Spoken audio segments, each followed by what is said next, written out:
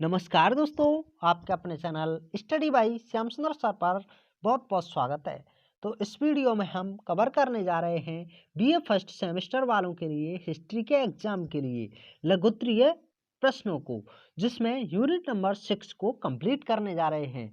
यदि आपने unit number first से लेकर 5th तक नहीं देखा है तो आप हमारे चैनल की प्लेलिस्ट में जाकर अच्छे से तैयारी कर सकते हैं। तो चलो बिना समय गवाए क्वेश्चन नंबर फर्स्ट से शुरुआत करते हैं।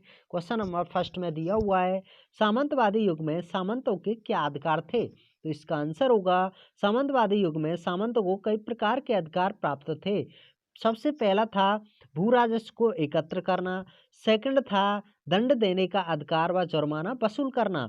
इसमें थर्ड था अपनी भूमि पर खनन और क्षतिपूर्ति के लिए कोष पर अधिकार रखना। इस प्रकार के सामंतों ने सम्राट के अधीन होकर भी अपनी स्थिति को मजबूत कर लिया था। प्रश्न नंबर 2 है, सामंतवादी युग में राजाओं के प्रति सामंतों के सामंतीय कर्तव्य क्या थे? तो इसका आंसर होगा, इस युग में सामंत राजा के अधीन थे। राजा को अपनी ओर आकर्षित बनाए रखने के लिए वे यानी कि सामंत कई प्रकार के कार्य करते थे। राजा के जन्मदिन जैसे अवसरों पर दरबार में उपस्थित होते थे। विशेष सैनिकों के रखरखाव एवं राजा को नजराना प्रदान करना। छोटे सामंत अपनी संपत्ति के प्रशासन में किसी भी प्रकार के बदलाव के लिए राजा से अनुमति प्राप्त करना होता था। क्वेश्चन नंबर 3 में दिया हुआ है, सामंतवादी युग में मध्यस्थों की संख्या बढ़ने के क्या परिणाम हुए? तो इसका आंसर होगा, सामंतवादी युग में मध्यस्थों की संख्या बढ़ने से किसानों की स्थिति बदतर हो गई थी।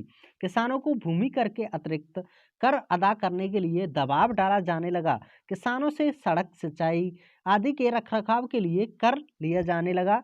मंदिर समितियों पर भी नए कर लगाए गए ताकि आमदनी को बढ़ाया जा सके। शिल्पकारों द्वारा बनाई गई वस्तुओं पर भी कर लगाया गया ताकि अत्यधिक धन अर्जित किया जा सके। क्वेश्चन नंबर 4 दिया हुआ है, भारतीय सामंतवादी काल में महिलाओं की दशा का वर्णन कीजिए। तो इसका आंसर होगा, हर्षवर्धन की मृत्यु के बाद भारत में सामंतवाद का युग प्रारंभ होता है। इस युग में स्त्रियों की सामाजिक स्थिति गिरावट आई है। मत्स्य पुराण में लिखित है कि पतियों को अपनी पत्नी को रस्सी से या बांस की डंडी से पीटने का अधिकार था। स्त्रियों को वेदों के अध्ययन से वंचित रखा जाता था। लड़कियों के लिए विवाह की आयु कम थी ताकि वे अपनी शिक्षा पूर्ण न कर सकें।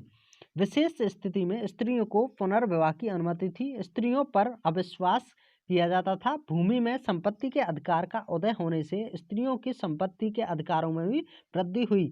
एक परिवार के संपत्ति संरक्षण के क्रम में स्त्रियों को उनके पुरुष संबंधियों की पैतृक संपत्ति प्रदान की जाती थी। कुछ नियमों के अंतर्गत एक विधवा स्त्री को अपने पति की अचल संपत्ति का अधिकार बना दिया गया था। पुत्र विहीन होने की स्थिति में विधवा स्त्री की पुत्री को संपत्ति प्राप्त करने का अधिकार प्राप्त था। सामंतों द्वारा अधिक मात्रा में स्त्रियों के रखने का प्रचलन हुआ तो संपत्ति के अधिकार का विवाद पनपने लगा। अतः सती प्रथा के प्रसार में वृद्धि होने लगी। इस प्रकार स्थितियों को मानसिक रूप से समझकर उनका सामाजिक शोषण लगातार होता रहा था। तो ये आपकी यूनिट नंबर यह खत्म होती है। यदि आप और भी यूनिट्स को इसी तरह देखना चाहते हैं तो आप हमारे चैनल की प्लेलिस्ट में जाकर सभी यूनिट्स को देख सकते हैं। तो ये आपकी वीडियो यहीं पर समाप्त होती है। Thanks for watching. जय हिंद, जय भारत।